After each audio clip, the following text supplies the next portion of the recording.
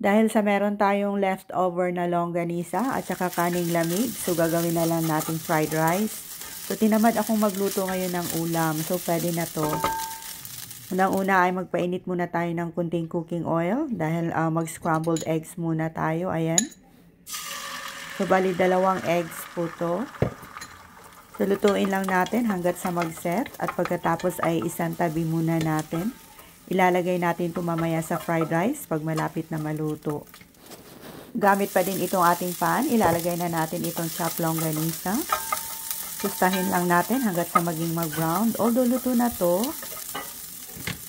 So naglagay tayo ng konting cooking oil.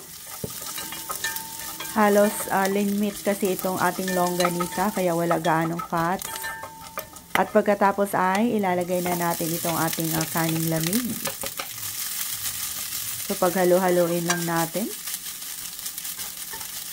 Basmati rice nga pala yung ginamit natin dito. Pero pwede naman kung anong rice na meron kayo.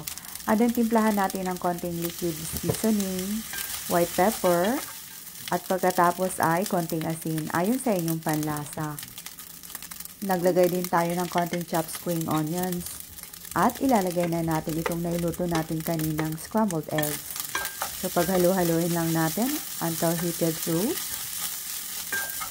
At pag okay na, ay pwede na natin hanguin to at iserve kaagad. Iserve with chili oil. Naku, ang sarap.